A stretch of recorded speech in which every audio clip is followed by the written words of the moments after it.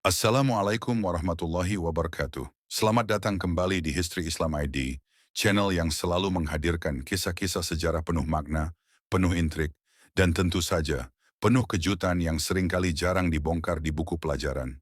Hari ini kita akan menyingkap sebuah kisah yang begitu fenomenal. Nama ini sudah berulang kali dijadikan film, novel, bahkan legenda. Namun sedikit sekali orang yang benar-benar memahami siapa sosok ini sebenarnya. Dialah Cleopatra, Ratu Cantik yang mengguncang dua kekaisaran. Bab satu Misteri Ratu Mesir Terakhir. Saudaraku, coba bayangkan suasana Mesir lebih dari 2000 tahun yang lalu. Di tepi sungai Nil yang luas, berdiri sebuah istana megah.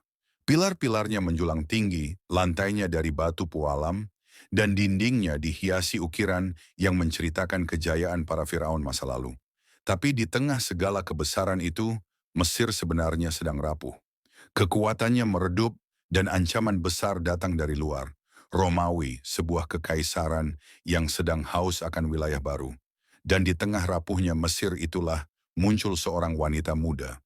Matanya tajam bagaikan elang, tutur katanya lembut sekaligus menusuk, dan parasnya mampu membuat siapapun terpikat hanya dalam sekali pandang. Namun lebih dari itu, dia punya kecerdasan politik yang jarang dimiliki seorang wanita di masanya. Dialah Cleopatra, ratu terakhir dari dinasti Ptolemaic, yang kelak namanya akan dikenang bukan karena tahta yang diwarisi, melainkan karena cara ia memperjuangkannya. Tapi mari kita jujur, ketika mendengar nama Cleopatra, kebanyakan orang langsung membayangkan kecantikannya. Seorang ratu yang digambarkan jelita, eksotis, bahkan dianggap dewi di bumi. Tapi, apakah benar Cleopatra hanya mengandalkan kecantikan? Atau justru sejarah yang ditulis oleh musuh-musuhnya terlalu menyederhanakan siapa dia sebenarnya? Inilah yang membuat kisah Cleopatra begitu menarik. Karena di balik pesonanya, ia adalah seorang perempuan pejuang, ahli strategi, dan bahkan seorang visioner yang mampu membaca arah politik global pada masanya. Mesir di era Cleopatra bukanlah Mesir Firaun yang penuh kejayaan. Piramida-piramida besar sudah lama berdiri sebagai peninggalan masa lalu, sementara kekuatan politik Mesir semakin lemah. Bangsa Romawi yang ambisius terus merangsek masuk, menjadikan wilayah-wilayah kecil di sekitar Laut Tengah sebagai jajahan mereka. Di satu sisi, Cleopatra ingin mempertahankan Mesir sebagai negeri yang merdeka, tidak tunduk sepenuhnya kepada Romawi. Di sisi lain, ia harus berhadapan dengan keluarganya sendiri, yang haus akan tahta dan siap menikamnya dari belakang. Cleopatra sejak awal sudah terjebak dalam permainan politik yang mematikan, dan disinilah letak daya tariknya. Cleopatra bukan sekadar ratu yang mewarisi kekuasaan. Ia harus memperjuangkan tahtanya, mempertaruhkan nyawanya, bahkan menggunakan kecerdikan sekaligus pesona dirinya untuk menghadapi musuh-musuh yang jauh lebih kuat. Pertanyaannya, apa yang membuat Cleopatra bisa begitu berpengaruh sampai-sampai dua tokoh terbesar Romawi, Julius Caesar dan Mark Antony, rela mempertaruhkan segalanya demi dia? Apakah hanya karena wajah cantiknya? Atau ada kekuatan lain yang lebih besar yang dimiliki Cleopatra? Disinilah misteri itu dimulai. Cleopatra adalah simbol kecantikan, simbol intrik, sekaligus simbol kegagalan sebuah dinasti. Ia bisa memikat hati para penguasa, tapi sekaligus membawa Mesir menuju tragedi besar yang mengubah jalannya sejarah. Sebelum kita melanjutkan lebih dalam, mari kita renungkan. Kalau saja Cleopatra tidak lahir, apakah sejarah dunia akan sama seperti sekarang?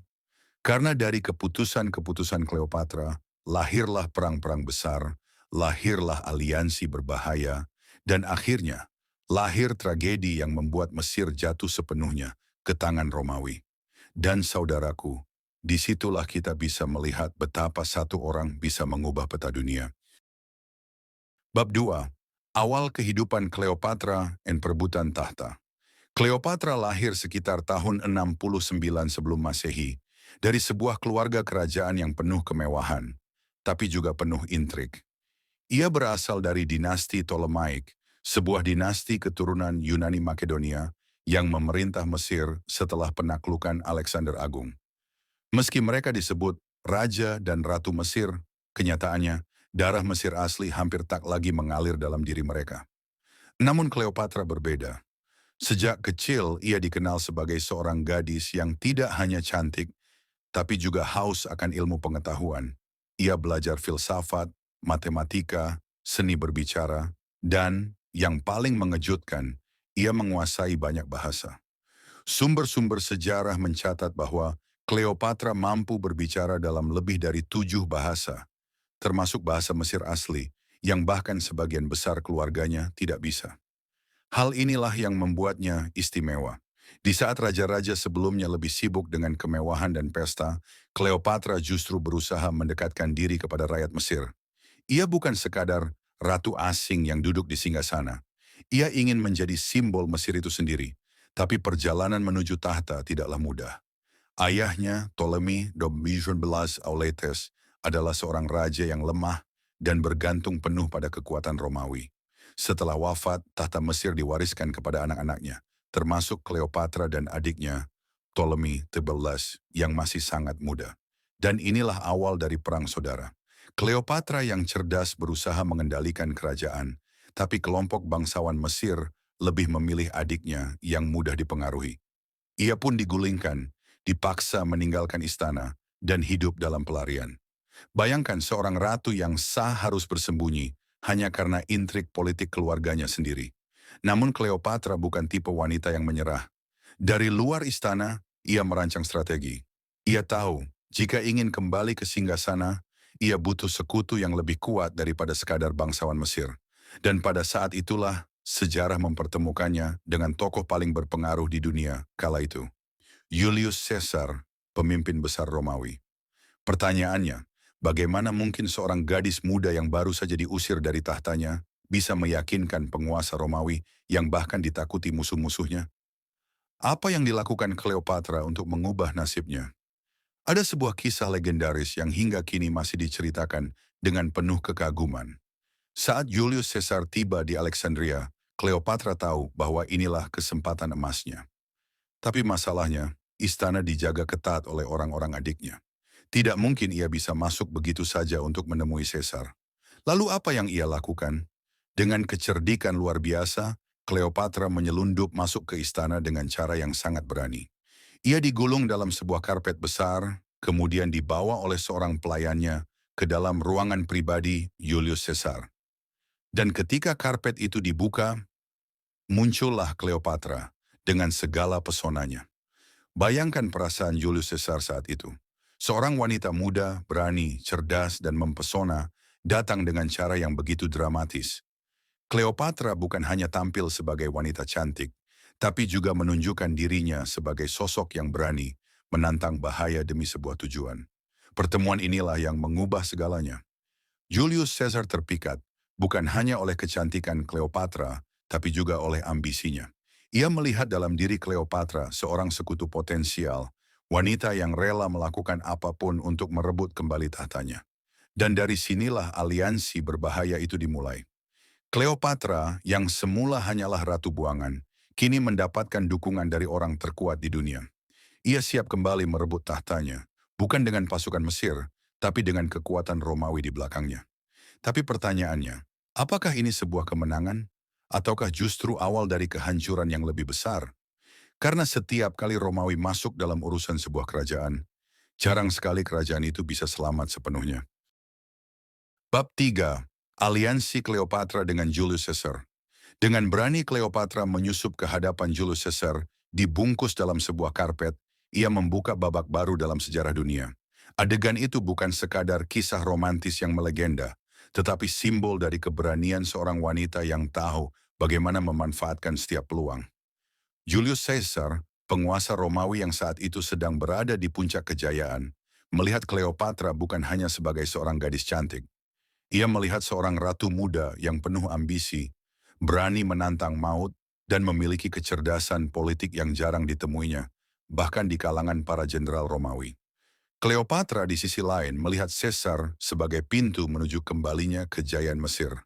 Ia tahu bahwa untuk merebut tahta dari adiknya, ia membutuhkan dukungan militer dan politik Romawi.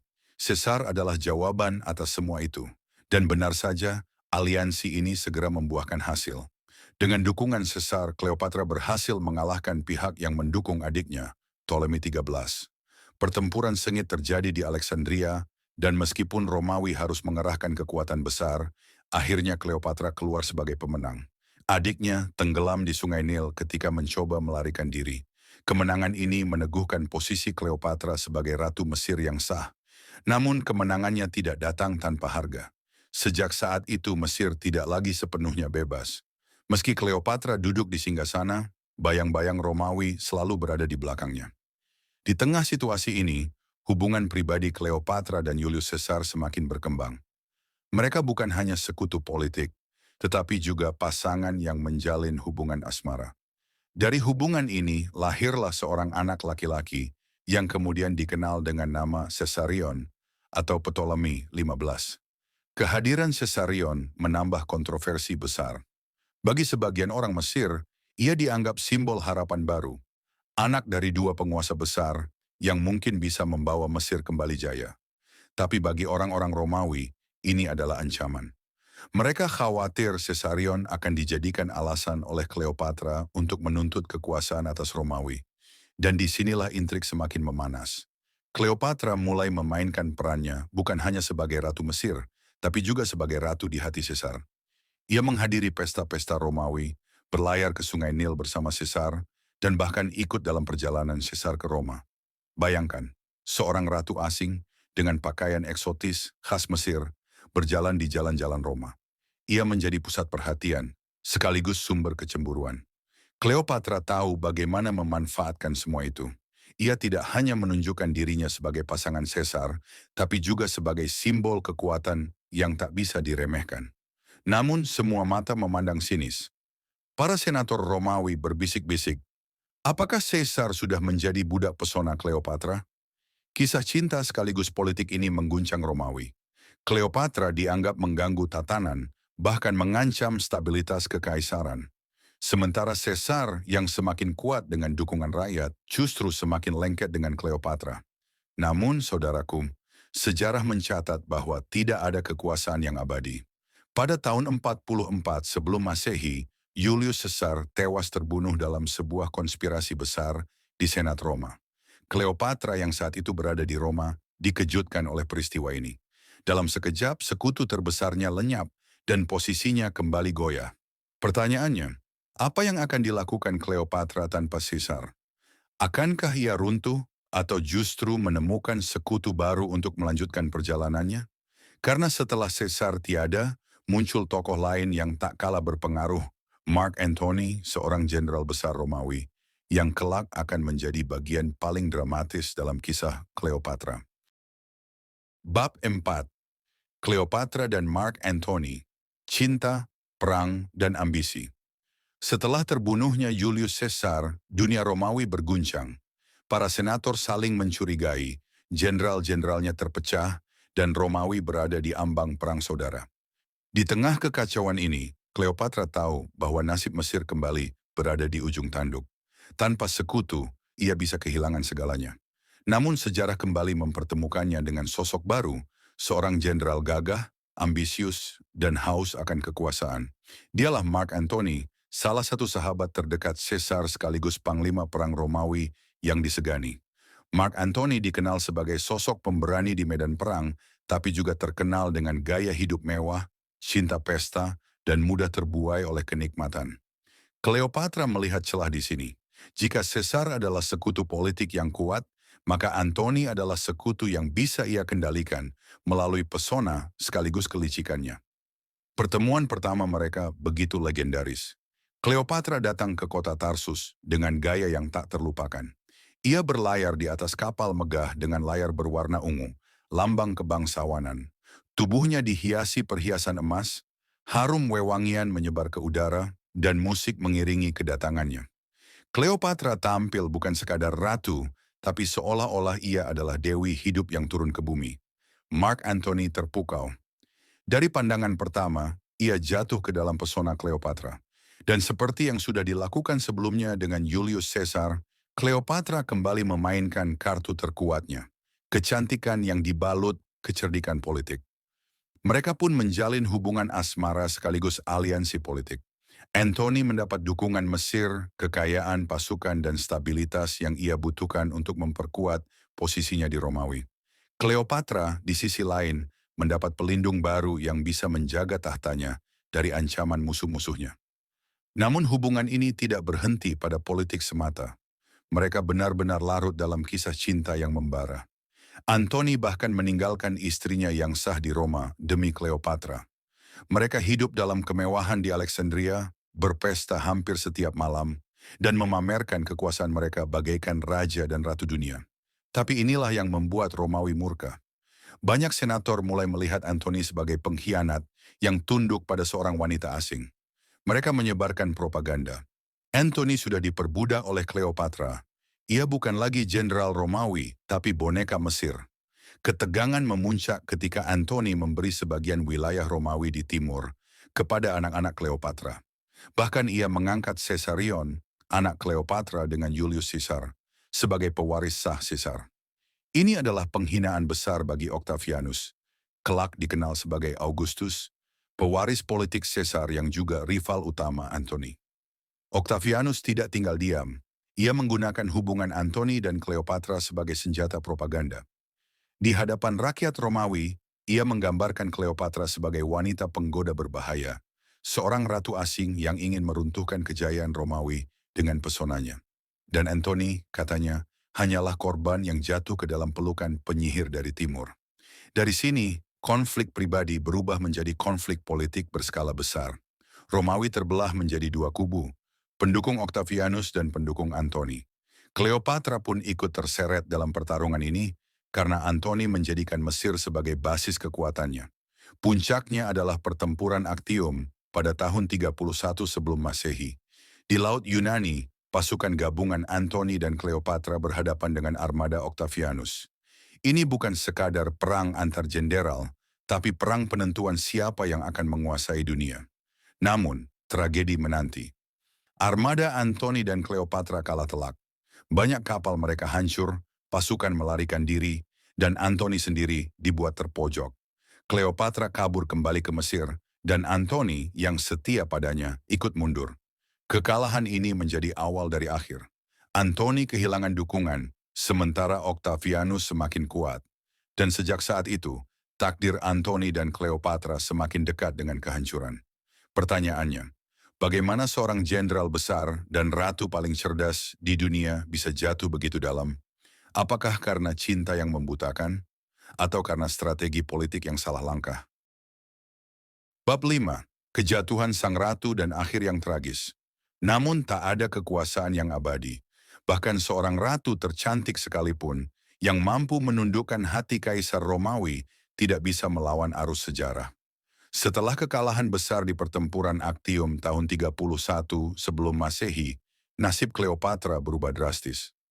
Armada gabungan Mesir dan pasukan Mark Antony hancur lebur menghadapi pasukan Octavianus, sang calon kaisar Romawi berikutnya. Cleopatra yang sebelumnya dielu-elukan sebagai penguasa yang cerdas, kini mulai dipandang sebagai simbol kehancuran. Bayangkan, seorang ratu yang dulu dielu-elukan sebagai dewi hidup, kini menjadi pelarian di istananya sendiri. Antony yang hancur oleh kekalahan jatuh ke dalam depresi. Cleopatra berusaha bangkit menggunakan diplomasi terakhirnya, mencoba merayu Octavianus agar menyelamatkan takhta dan putranya, Caesarion.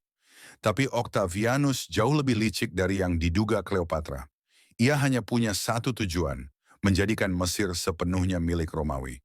Inilah momen yang membuat kisah Cleopatra begitu legendaris. Ketika menyadari bahwa tidak ada jalan keluar, ketika mengetahui bahwa dirinya akan dibawa ke Roma hanya untuk dipermalukan di hadapan rakyat sebagai tawanan, Cleopatra memilih akhir yang lain. Dengan simbolisme yang misterius, Cleopatra mengatur kematiannya sendiri. Konon, ia menyiapkan seekor ular berbisa, Aseb, yang dibiarkan menggigitnya. Tubuh sang ratu cantik itu pun melemah perlahan, seakan racun yang mengalir di nadinya mengakhiri bukan hanya hidupnya, tapi juga seluruh era Mesir kuno yang penuh gemerlap. Mark Antony, kekasihnya, juga tak ingin hidup tanpa Cleopatra. Ia konon menusukkan pedang ke tubuhnya sendiri setelah mendengar kabar kematian sang ratu. Seakan tragedi ini adalah drama yang ditulis langsung oleh takdir. Antony dan Cleopatra menjadi simbol cinta yang berakhir dalam darah dan air mata. Sejak saat itu, Mesir tidak lagi dipimpin oleh orang Mesir. Negeri para Firaun resmi jatuh ke tangan Romawi. Cleopatra adalah ratu terakhir. Dengan kematiannya, berakhirlah sebuah dinasti yang telah memerintah Mesir selama lebih dari 300 tahun. Namun meski berakhir tragis, nama Cleopatra tidak pernah benar-benar mati. Ia hidup di dalam cerita-cerita, di dalam ingatan sejarah, sebagai wanita yang berhasil mengguncang dua kekaisaran besar, Romawi dan Mesir. Pertanyaan yang menarik untuk kita renungkan adalah, apakah Cleopatra seorang pahlawan yang berjuang demi tanah airnya? Ataukah ia sekadar wanita ambisius yang menggunakan kecantikannya untuk meraih kekuasaan? Satu hal yang pasti, kisahnya menjadi pelajaran bahwa kecerdasan, kecantikan, dan kekuasaan tidak selalu cukup untuk melawan roda sejarah yang terus berputar. Bab 6. Warisan Cleopatra dan jejaknya dalam sejarah Islam. Dengan kematian Cleopatra, berakhirlah era Mesir kuno yang glamor dan penuh intrik. Sejak saat itu, Mesir resmi menjadi provinsi Romawi.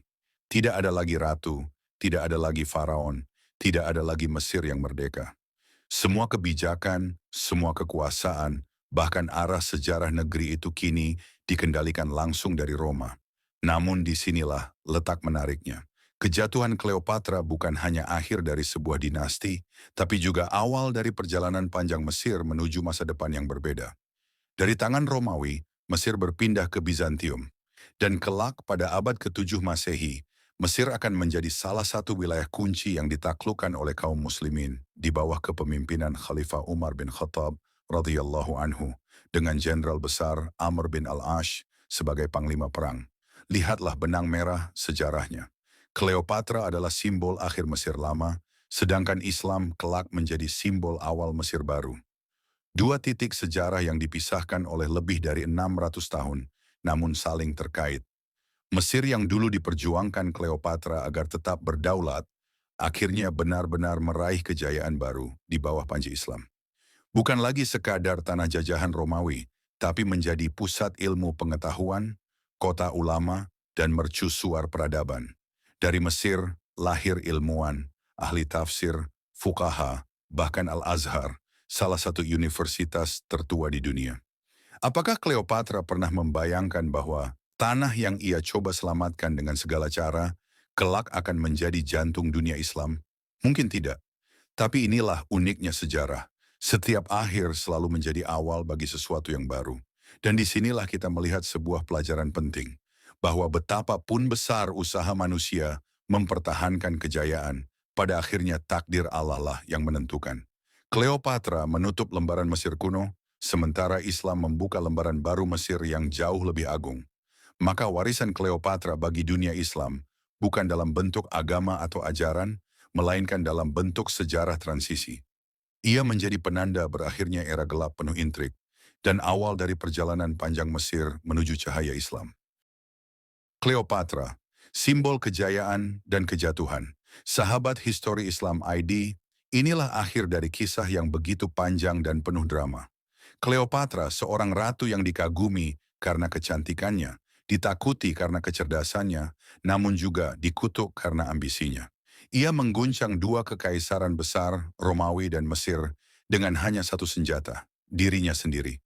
Dari istana penuh kemewahan di Alexandria, Cleopatra mampu membuat Julius Caesar tunduk, bahkan membuat Mark Antony meninggalkan kejayaannya demi cinta. Tapi pada akhirnya, semua pesona itu tidak bisa menghentikan runtuhnya takhta yang telah diwariskan turun-temurun. Tragedi kematiannya menutup lembaran panjang Mesir kuno. Namun justru dari kehancuran itulah lahir babak baru. Mesir masuk dalam genggaman Romawi, kemudian Bizantium, hingga akhirnya dibebaskan di bawah panji Islam. Bayangkan, negeri yang dulu diperjuangkan Cleopatra dengan intrik, tipu daya, dan cinta, akhirnya menjadi salah satu pusat peradaban Islam. Tempat lahirnya ulama, ilmuwan, dan para mujahid.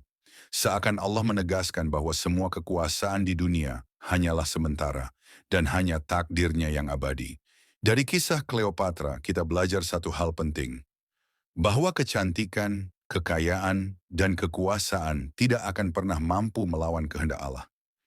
Yang abadi hanyalah amal, iman, dan kebenaran. Maka jangan pernah kita terpedaya oleh dunia yang gemerlap, karena sehebat apapun manusia berusaha mempertahankan kejayaan, pada akhirnya semua akan runtuh, kecuali yang dibangun di atas ridha Allah. Sahabat History Islam ID, bagaimana menurut kalian? Apakah Cleopatra lebih pantas disebut ratu yang gagah berani, ataukah wanita yang hancur oleh ambisinya sendiri? Tulis pendapatmu di kolom komentar, karena diskusi kalianlah yang membuat channel ini hidup. Dan jangan lupa klik tombol like. Kalau kalian suka kisah ini, share agar semakin banyak orang tahu bahwa sejarah bukan sekadar cerita lama, tapi penuh pelajaran berharga. Serta tekan tombol subscribe agar kalian tidak ketinggalan kisah-kisah sejarah Islam dan dunia lainnya, hanya di History Islam ID. Sampai jumpa di episode berikutnya. Wassalamualaikum warahmatullahi wabarakatuh.